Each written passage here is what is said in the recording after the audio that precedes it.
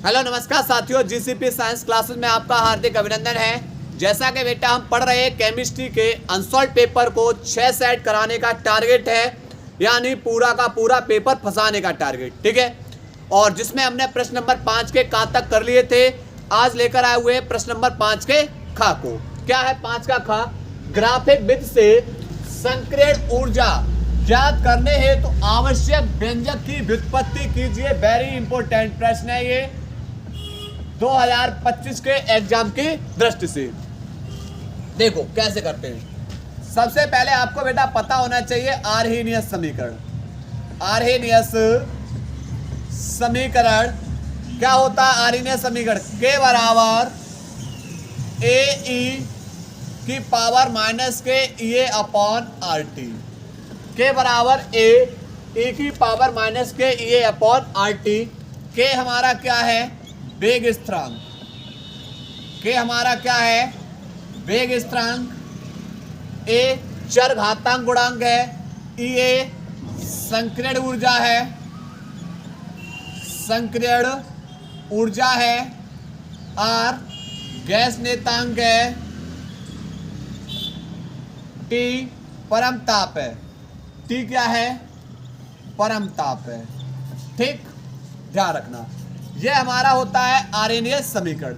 सबसे पहले दोनों पक्षों में log e से गुणा करने पर, दोनों पक्षों में log e से गुणा करने पर, अब भाई जब दोनों पक्षों में log e से गुणा करोगे तो यहां पर log e के बराबर log e a ई की पावर माइनस के E A upon R T. Clear? Minus के E A upon R T. अब देखो लॉग एम इंटू में N, log M into N क्या होता है? Log M plus log N क्या होता है? Log M plus log N. लगाएंगे लॉग ई के बराबर, ये एम है और ये कौन हो जाएगा? एन। तो log m plus log n, log n e की पावर माइनस के e upon R T. Clear? लेकिन एक फॉर्मूला और होता है। क्या होता है कि log अगर m की पावर n है तो n आगे आ जाएगा, n log m। n कहाँ आ जाएगा? आगे। तो यहां पर e की पावर माइनस के e अपॉन आर टी है, वो कहाँ आ जाएगा? आगे। तो log e के बराबर log e a plus n आगे ले लो, यानी माइनस के e a upon R T कहाँ आ जाएगा? आगे। और उसके बाद log e आधार e, इसका मान होता है log e आधार e का मान कितना होता है? 1। प्लस माइनस क्या हो जाएगा? माइनस। अब क्या करना है? जो log e है इसे 10 के रूप में लाएंगे। किसके रूप में ला रहे हैं? 10 के रूप में। जब इसमें लाओगे तो 2.303 से क्या करना होगा? मल्टीप्लाई बराबर ई को 10 के रूप में लाओगे 2.303 से multiply log 10 a plus minus minus E A upon R T. Clear? ये अपॉन आर टी और log ई का मान कितना हो जाएगा? 1। अब करना क्या है? पूरे समीकरण में किससे भाग कर दो? 2.303 से भाग देने पर, 2.303 से क्या कर देंगे? भाग देने पर। तो 2.303 log 10 के भाग करेंगे 2.303 का बराबर 2.303 log 10 a भाग कर देंगे 2.303 का माइनस ई ए बट्टे 2.303 आर और 1/t को हमने क्या कर लिया? बाहर निकाल लिया। तो यहां से कहानी कुछ इस तरीके से होगी कि बेटा ये सब के सब कैंसिल हो जाएंगे। ठीक है? 2.303 से क्या हो जाएंगे? ये कैंसिल। अब करना क्या बचेगा? कौन बचेगा? log 10 के बराबर log 10 a, उसके बाद माइनस के ई ए बट्टे 2.303 आर और कोष्टक के बाहर आ जाएगा 1/t। ठीक, अब इसको बेटा किसके रूप में लिख ले रहे हैं? क्योंकि ग्राफ बनाना है तो यहां पर इसे लिख ले रहे हैं y बराबर mx प्लस सी के रूप में। किसके रूप में लिख ले रहे हैं? y बराबर mx प्लस सी। ठीक है, तो यहां पर log 10 के बराबर ये हो जाएगा mx प्लस सी, तो माइनस के ये बट्टे 2.303 r इंटू में 1/t ये बाहर, और उसके बाद प्लस के log 10a। ठीक, अब करना क्या, हमें ग्राफ बनाना है, तो नोट करिए, इसके बाद हम ग्राफ समझा रहे हैं। नोट करेंगे,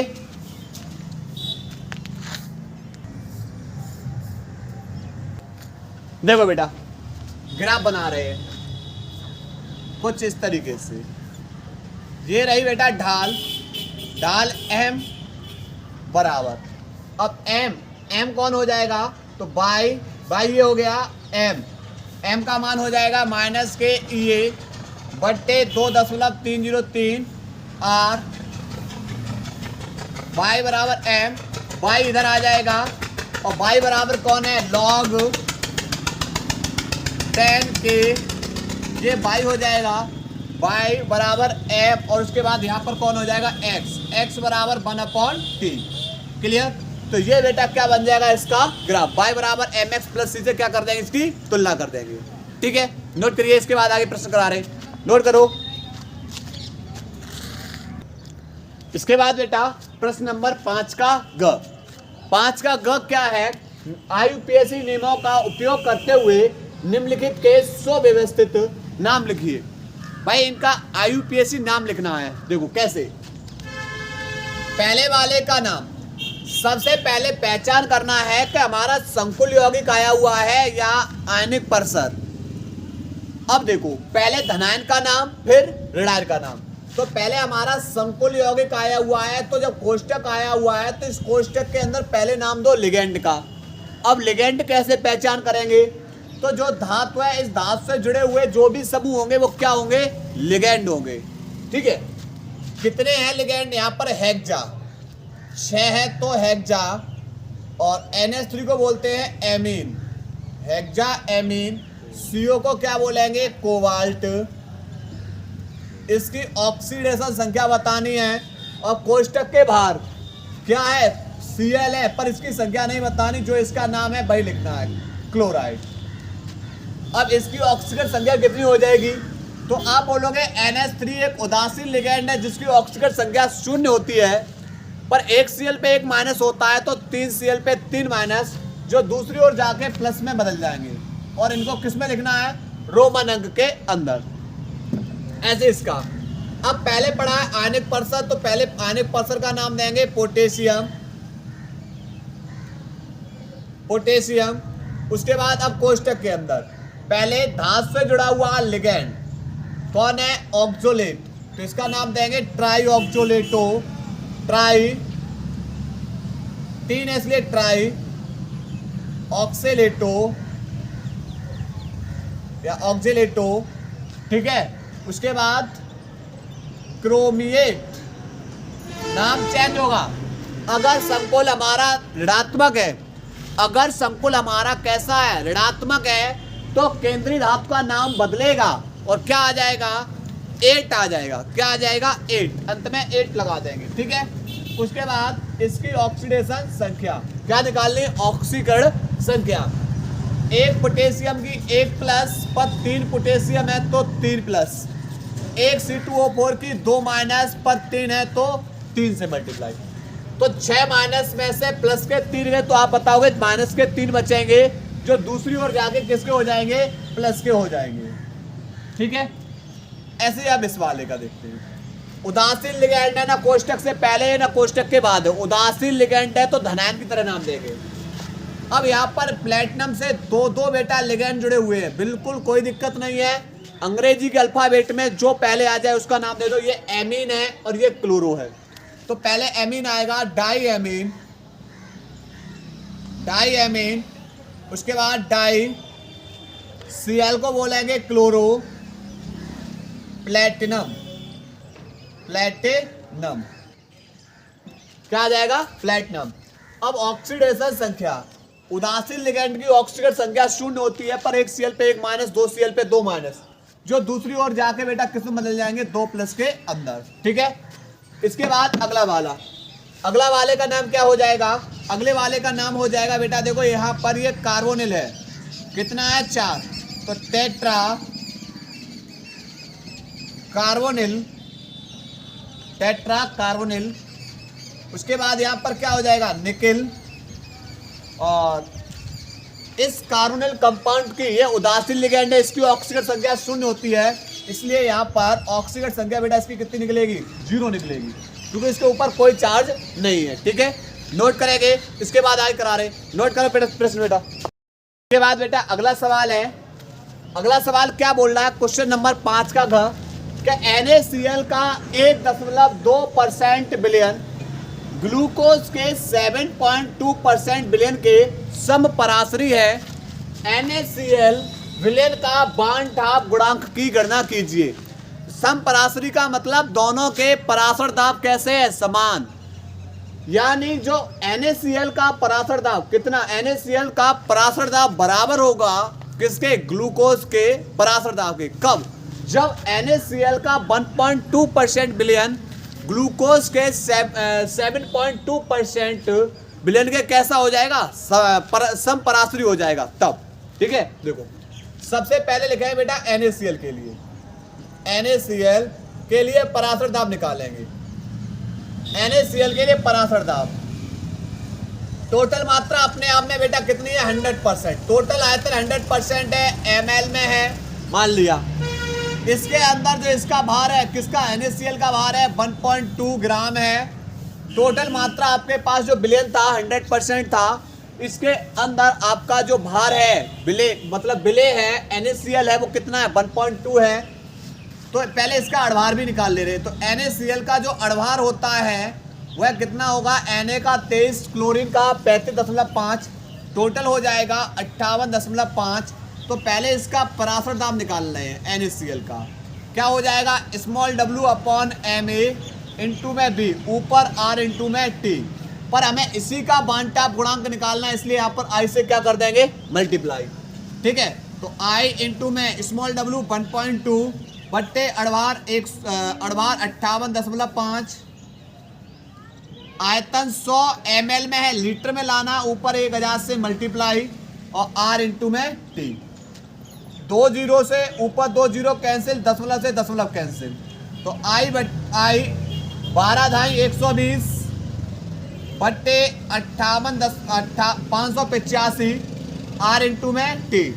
585 का भाग कर दे रहे हैं 120 में, भाग जाए नहीं, भाग टूटे बिंदु 0। 2 बार देखते हैं, 2 पंजे 10, 2 अट्ठे 16 और 1 17, 2 पंजे 10 और 1 11, बचेगा यहाँ पर कितना, 30। कितना बचेगा, 30। फिर बेटा नहीं जाए भाग टूटे, यहाँ पर 0 बढ़ा लेंगे, भाग नहीं जाए भाग टूटे बिंदी, फिर 0, और 5 6 30 ज़्यादा हो जाएगा, 5 बार चला जाएगा। ठीक है, तो यहाँ पर निकलेगा जो NaCl का जो पराशर दाब निकला है वह निकला बेटा कितना, 0.205। उसके बाद IRT, इक्वेशन नंबर 1। भैया हमने किसका पराशर दाब निकाल लिया, हमने पराशर दाब निकाल लिया NaCl का। ऐसे ही अब हम किसका निकालेंगे, ग्लूकोज का। ठीक है, और दोनों कैसे, समपराशरी है, दोनों के समान है भाई, तो दोनों के दोनों पराशर दाब कैसे कर देंगे, इक्वल कर देंगे। ठीक है, तो यहाँ पर अब निकालेंगे ग्लूकोज के लिए, किसके लिए बेटा, ग्लूकोज के लिए, यानी C6H12O6 के लिए।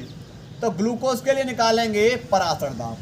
टोटल आयतन अपने आप में 100% है, और इसमें आपका जो ग्लूकोज की मात्रा है स्मॉल w 7.2 ग्राम है।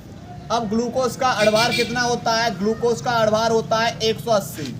एक कार्बन का 12, 12 कार्बन का 12 छिंग 72, एक हाइड्रोजन का एक कार्बन का 12, तो 6 कार्बन का 12 छिंग 72 प्लस एक हाइड्रोजन का एक, तो 12 हाइड्रोजन का कितना हो जाएगा, 12, और एक ऑक्सीजन का 16, 6 ऑक्सीजन का 96। क्लियर, तो यहाँ पर पराशर दाब निकालेंगे ग्लूकोज का, किसका निकालेंगे, ग्लूकोज का पराशर दाब। तो यहाँ पर कैसे फॉर्मूला लगाएंगे, स्मॉल w बट्टे Ma इंटू में b, और ऊपर r इंटू में t। अगर हमारा ml देखो यहाँ पर लगा रहे, स्मॉल w कितना है 7.2 है, और ma अड़भार कितना है 180, विलयन आयतन हमारा 100 ml में, इसलिए ऊपर 1000 से गुणा करेंगे लीटर में लाने के लिए। आयतन हमारा लीटर में, उसके बाद r इंटू में t, 1 2 से 2 जीरो कैंसिल, इस जीरो से ये जीरो भी कैंसिल, ठीक है। तो यहाँ पर 7.2 बट्टे 18 RT, 10/0, 18 चौक 72, 18 धाई 180, 10 का भाग करोगे 0.4 RT। ये किसका निकाल लिया? ग्लूकोज का अड़वा, ग्लूकोज का पराशर दाब। लेकिन सवाल बोल रहा है भैया समपराशरी हैं, दोनों के पराशर दाब समान हैं, अर्थात जो साल्ट है PNaCl का पराशर दाब निकाला है वो बराबर होगा ग्लूकोज के पराशर दाब के, ठीक है। समपराशरी का मतलब ये होता है। अब भाई लगाइए मान, लगाएंगे NaCl का वैल्यू निकला है 0.205 RT बराबर ग्लूकोज के लिए निकला है 0.4 RT, ठीक है। इससे ये बेटा क्या हो जाएगा? कैंसिल। तो यहाँ पर ये 0.205 ये गुणा में दूसरी ओर जाके भाग में, तो I बराबर हो जाएगा 0.4 बट्टे 0.205, ऊपर कैन दशमलव है 1, नीचे 3, बराबर कर लेंगे, दशमलव से दशमलव कैंसिल, 205 का भाग कर देंगे 400 के अंदर भाग, एक बार जाएगा 205, 5 9 1, 10 लगाओ 0 और 2 नैम 18, 9 पंजे 45, 1.9 कितना निकलेगा? 1.9। क्लियर? नोट करेंगे, इंपॉर्टेंट सवाल था आपका, नोट करिए बेटा इसको। इसके बाद बेटा प्रश्न नंबर 6 का क्या है प्रश्न? देखो क्या होता है जब पहला पॉइंट बोल रहा है एथिल क्लोराइड को एल्कोहलिक KOH के साथ गर्म करते हैं। देखो पहला है एथिल यानी CH3 CH2 और क्लोराइड को एल्कोहलिक KOH के साथ क्या कर रहे हैं? गर्म। ये हमारा हो गया एथिल क्लोराइड। अब होगा क्या? यह अभिक्रिया हमारी कौन सी है? बीटा अवलोपन। कौन सी अभिक्रिया है? बीटा अवलोपन अभिक्रिया है। इसमें अल्फा कार्बन से हैलोजन परमाणु किसके साथ बाहर होगा? आप बताओगे कि यहाँ पर ये Cl माइनस के प्लस के साथ बाहर होगा, अर्थात KCl बाहर, अल्फा कार्बन से हैलोजन परमाणु, फिर बीटा कार्बन से आप बताओगे यहाँ से H और यहाँ से किसको लेकर बाहर हो जाएगा? OH को। तो अब एक चीज बताओ कि किनके बॉन्ड मुक्त हुए? आप बोलोगे इस कार्बन से जब Cl मुक्त हो रही है, एक इलेक्ट्रॉन इसका मुक्त, कार्बन से एक हाइड्रोजन मुक्त हो रहा है, एक इलेक्ट्रॉन इसका मुक्त। पहले से ही कार्बन और कार्बन के बीच में एक एक बॉन्ड की साझेदारी थी, एक एक इलेक्ट्रॉन और इन दोनों के मुक्त हो रहे थे, एक एक की और साझेदारी हो जाएगी, अर्थात CH3 था, 2 रह जाएगा, डबल बॉन्ड, और यहाँ कौन है? CH2, और क्या बन जाएगा? ये एथीन। क्या बन जाएगा? एथीन। ठीक। दूसरी अभिक्रिया क्लोरोफॉर्म एसीटोन से क्षार की उपस्थिति में क्रिया करता है। अब क्लोरोफॉर्म बेटा फॉर्मूला होता है CHCl3, यह फॉर्मूला है क्लोरोफॉर्म का, क्षार की उपस्थिति में क्रिया करेगा किसके साथ? एसीटोन के साथ, अर्थात CH3 C डबल बॉन्ड में O CH3। भाई बॉन्ड तोड़ देंगे, बॉन्ड तोड़ने के बाद कार्बन टोटल 4 बॉन्ड बनाता है। कितने बनाएगा? 4। 2 बॉन्ड से CH3 जुड़ा हुआ है, इसके एक बॉन्ड से जुड़ा हुआ है O के पास कौन जाएगा? H। उसके बाद CCl3 किसके साथ चला जाएगा? दूसरे वाले बॉन्ड के साथ, और ये क्या बना देगा? क्लोरोटीन। क्या बना देगा? ये क्लोरोटीन। ठीक है। उसके बाद तीसरी अभिक्रिया फिनॉल की सांद्र HNO3 के साथ क्रिया कराते हैं। ध्यान रखना, एक होता है तनु HNO3 के साथ क्रिया और एक होती है सांद्र HNO3 के साथ क्रिया। जब आपका शब्द आ जाए सांद्र HNO3 के साथ क्रिया, तो यहाँ पर HNO3 से जो धनात्मक समूह मिलेगा वह एक ही बार में फिनॉल पर जुड़ जाएगा, जाके ऑर्थो पैरा ऑर्थो पर 1 टाइम में जुड़ेगा। ठीक है। देखो तो फिनॉल की करा रहे हैं, फिनॉल की अभिक्रिया किससे करा रहे हैं? HNO3 के साथ। पर ये वाला कौन सा वाला है? सांद्र वाला। किसकी उपस्थिति में कराएंगे? सांद्र H2SO4 की उपस्थिति में। अब एक ही बार में ऑर्थो, पैरा और ऑर्थो पर जुड़ जाएगा धनात्मक समूह। अब HNO3 से धनात्मक समूह कैसे निकालेंगे? तो HNO3 से धनात्मक समूह कैसे मिलेगा? O को H के पास भेज दो तो OH ऋणायन, प्लस बचेगा कौन? NO2, और इस पे चार्ज कैसा होगा? प्लस। तो इस धनात्मक समूह को ऑर्थो, पैरा, ऑर्थो पे एक ही बार में जोड़ना है। ऑर्थो, पैरा, ऑर्थो में एक ही बार में। NO2 ऑर्थो, पैरा और ऑर्थो पर, और इसके बाद इसके ऊपर जुड़ा हुआ OH। तो ये बन जाएगा पिक्रिक अम्ल। क्या बनेगा? पिक्रिक अम्ल। दूसरा नाम इसका हो जाएगा 2,4,6 ट्राई नाइट्रोफिनॉल। अब बताओ एक HNO3 से आपको कितना NO2 मिल रहा है? आप बोलोगे एक, पर हमें कितने NO2 चाहिए? हमें चाहिए 3 जगह जोड़ने के लिए 3 से मल्टीप्लाई। अब OH भी 3 हो गए, यहां से H भी कितनी है? 3, अर्थात 3HOH क्या हो जाएगा? बाहर। क्लियर?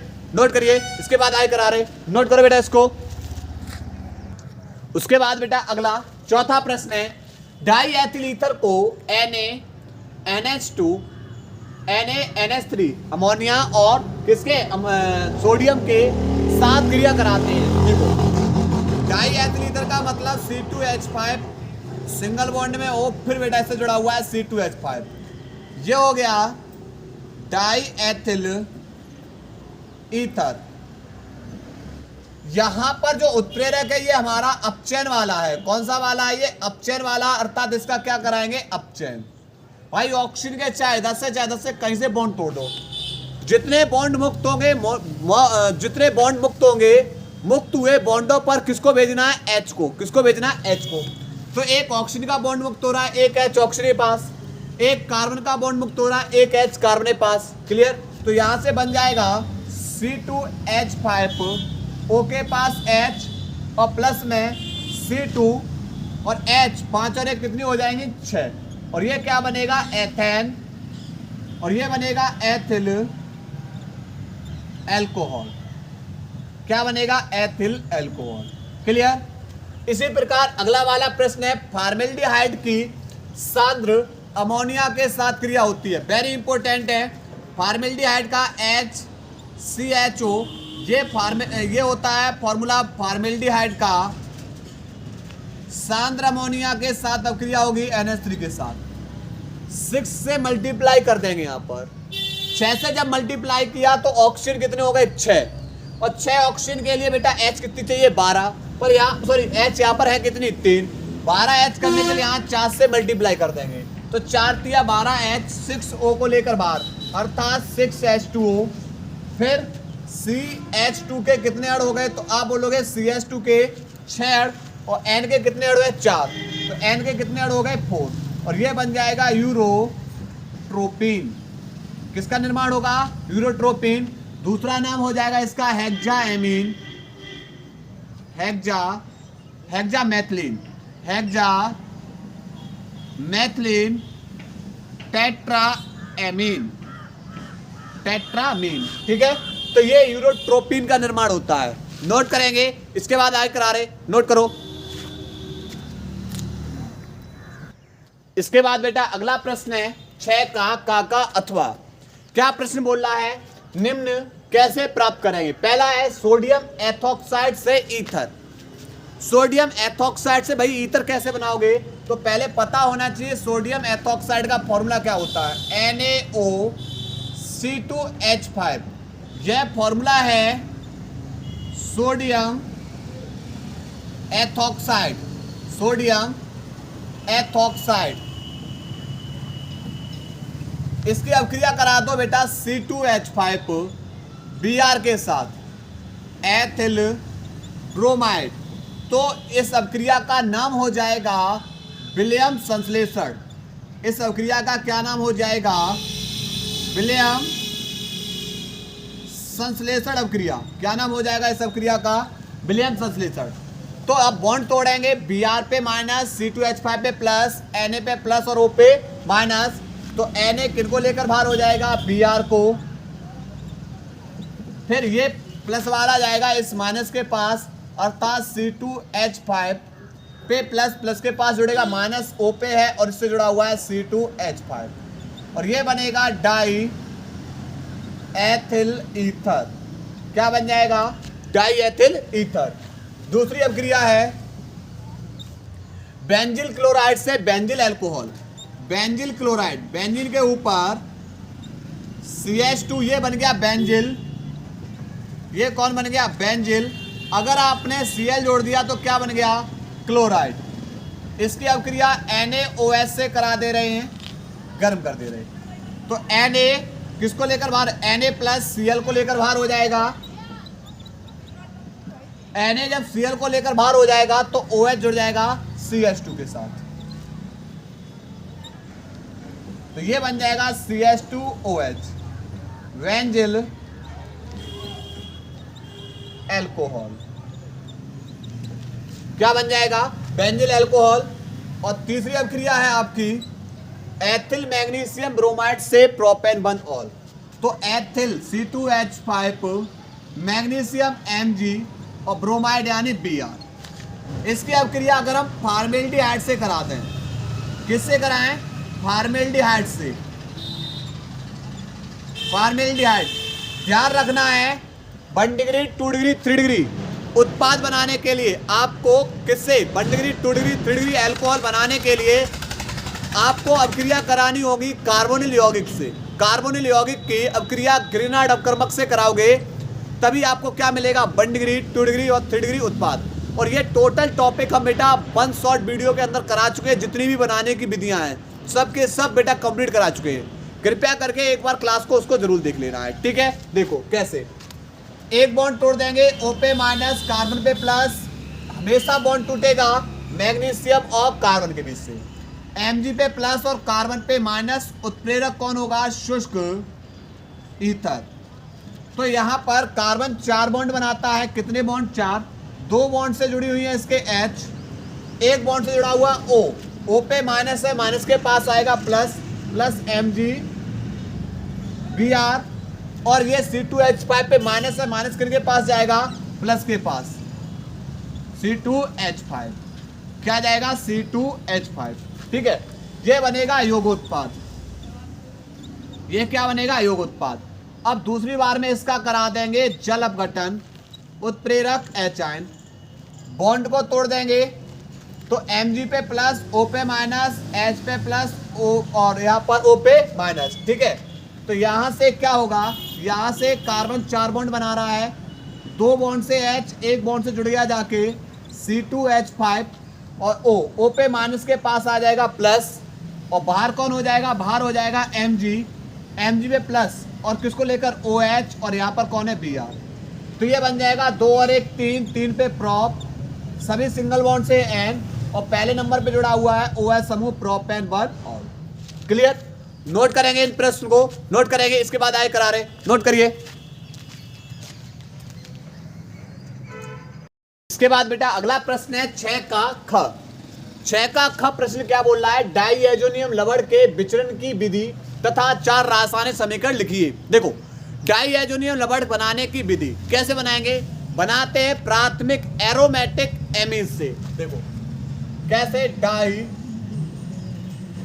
एजोनियम लवण बनाने की विधि कैसे बना रहे हैं? देखो समझो। सबसे पहले प्राथमिक एरोमेटिक एमीन लेंगे, NH2 की अभिक्रिया NaNO2 प्लस HCl से करा देंगे। 273 केल्विन से लेकर 278 केल्विन तक क्या कर देंगे? इसको गर्म कर देंगे। अब कहानी होगी क्या? ये रही हमारी एनिलीन। अब देखो आप बोलोगे कि यहाँ ऑक्सीजन तो 2 है, 2 ऑक्सीजन को बाहर करने के लिए भैया चाहिए कितनी H? 4। तो 2H यहाँ से, एक ऑक्सीजन अर्थात H2O, फिर दूसरा ऑक्सीजन बचेगा तो एक H और बढ़ाओ, जब H बढ़ाओगे Cl बढ़ेगा तो 2H यहाँ से, एक O को लेकर बाहर अर्थात 2H2O, फिर एक Na, एक Cl को लेकर बाहर NaCl बाहर हो जाएगा। उसके बाद अब बचेगा कौन? तो अब जो बचेगा वो हमारा उत्पाद। देखो और यहाँ कौन बचा N, और N के बीच में क्या बॉन्ड आ जाएंगे 3, इसके ऊपर चार्ज प्लस, और यहाँ कौन बचा एक Cl और Cl पे माइनस, और ये बनेगा हमारा बेंजीन डाई एजोनियम क्लोराइड। इसे शॉर्ट नेम में बोलते हैं BDC। क्या नाम बोलेंगे? BDC, ठीक है। और इस अभिक्रिया का नाम है डाई एजोनीकरण। डाई एजोनीकरण, चिंता ना करिए, 6 सेट बने हुए हैं। 6 सेट के अंदर आपका एक एक questions organic chemistry, inorganic chemistry से कंप्लीट कराने की कोशिश करेंगे, और ज्यादा से ज्यादा बेटा बस आप लोग लगातार मेहनत करते रहिएगा, ठीक है। देखो अब इसके रासायनिक गुण पढ़ने वाले हैं, रासायनिक गुण। तो आप बेटा पहली अभिक्रिया पढ़ लेंगे सैंडेमायर अभिक्रिया, सैंडेमायर अभिक्रिया, क्योंकि हमारा टॉपिक, हमारा उद्देश्य है कि आपको ज्यादा से ज्यादा चीजें बेटा आपको दिलाई जाएं, ज्यादा से ज्यादा आपको, ठीक है, जिससे आपका बेहतर रिवीजन हो सके। देखो सैंडेमायर अभिक्रिया, सैंडेमायर अभिक्रिया आप लोग बेटा कराना चाहेंगे N2Cl। अब मैं इसको लिख सकता हूं N2Cl। इसकी अभिक्रिया आप बेटा करा सकते हो किससे? आप करा सकते हो HCl से, आप करा सकते हो HBr से, HBr से, आप करा सकते हो HCl से। मैं एक ही बार में करा दे रहा हूं, ठीक है, मैं एक ही बार में। अब इसमें उत्प्रेरक ध्यान रखना क्यूप्रस लिया जाता है। कौन लिया जाता है? क्यूप्रस। कौन लिया जाएगा? क्यूप्रस। और क्यूप्रस के साथ यहाँ Cl, यहाँ कौन है Br, और यहाँ कौन है Cn, ठीक। क्यूप्रस के साथ जिसके साथ अभिक्रिया करा रहे हो भाई।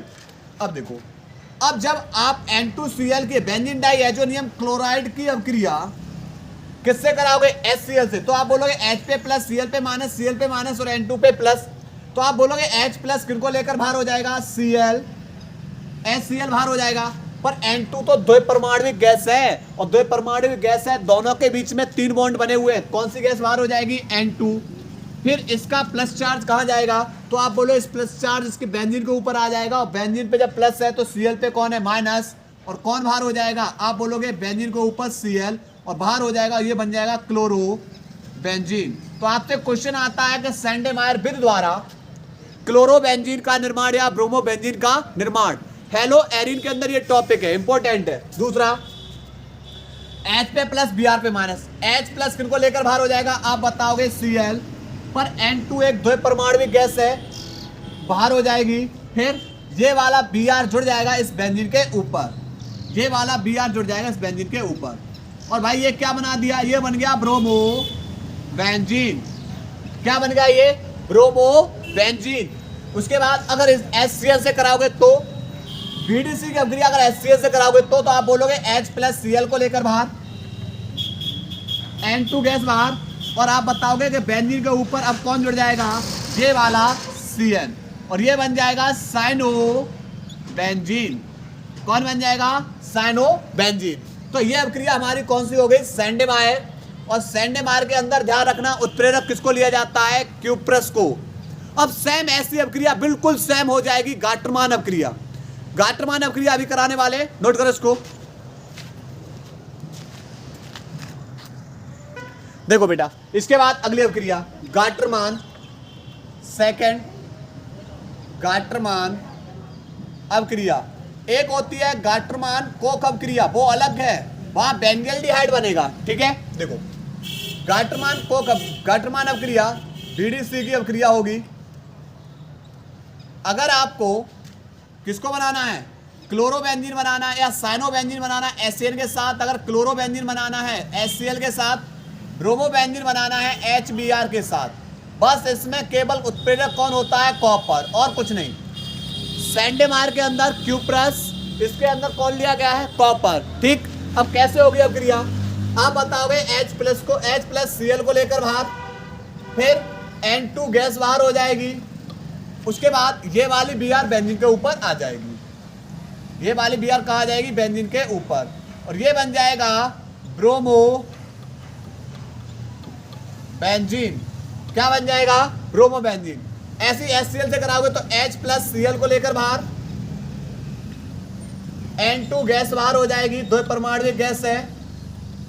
उसके बाद अब होगा क्या, हो गया, कहानी ये होगी कि यहाँ पर बेंजीन के ऊपर जुड़ेगा कौन, तो ये H, ये Cl को लेकर बाहर, H प्लस Cl को लेकर बाहर, N2 गैस बाहर। तो अब आप बेटा ये प्लस पहुंच जाएगा इस बेंजीन के ऊपर और प्लस के पास कौन जुड़ेगा जाके Cl, और ये क्या बन गया, क्लोरो बेंजीन। कौन बन जाएगा, क्लोरो बेंजीन। ठीक है, तीसरी अभिक्रिया H Cl को लेकर बाहर और उसके बाद N2 गैस बाहर हो जाएगी और ये वाली Cn बेटा जुड़ जाएगी बेंजीन के ऊपर। तो यहाँ पर ये Cn साइनो बेंजीन। अभिक्रिया बिल्कुल बेटा सेम है, वही अभिक्रिया थी सेम जो सैंडे मार के लिए पढ़ी वही हमने गाटरमान के लिए, बस उत्प्रेरक का ध्यान रखना है। इसके बाद तीसरी अभिक्रिया बेटा इसका करा दो जल अपघटन, H2O से क्रिया। कैसे होगी देखो, बेंजीन डाइएजोनियम क्लोराइड की अभिक्रिया H2O से करा दे रहे हैं, गर्म कर दे रहे हैं। तो आप बोलोगे जल को तो हम लिख सकते हैं कैसे के HOH, बिल्कुल। तो फिर होगा क्या कि भाई कहानी के H प्लस Cl को लेकर बाहर, H Cl को लेकर बाहर, फिर तो N2 गैस है, दो परमाणु, N2 गैस बाहर हो जाएगी। उसके बाद ये कहानी हुई कि भाई यहाँ बचा कौन, OH, बेंजीन के ऊपर भेज दो। तो ये क्या बन जाएगा, ये बन जाएगा फिनॉल, ये क्या बन जाएगा, फिनॉल।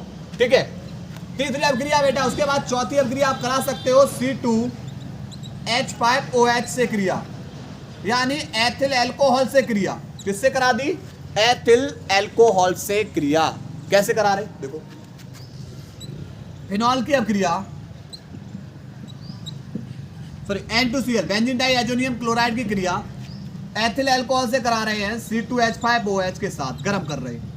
अब कहानी क्या होगी, फिर से वही कहानी कि भैया H प्लस किनको लेके बाहर, Cl को लेके बाहर, N2 गैस बाहर, तो फिर बचा कौन, OC2H5, बेंजीन के ऊपर जोड़ दो, OC2H5 और ये बन जाएगा फेनिटॉल। फेनिटॉल क्या बन जाएगा, ये फेनिटॉल बन जाएगा। ठीक है, तो ये हो गए हमारे 4 रासायनिक गुण। उम्मीद है आप लोगों को क्लास अच्छी लग रही होगी, नोट करिएगा इसको।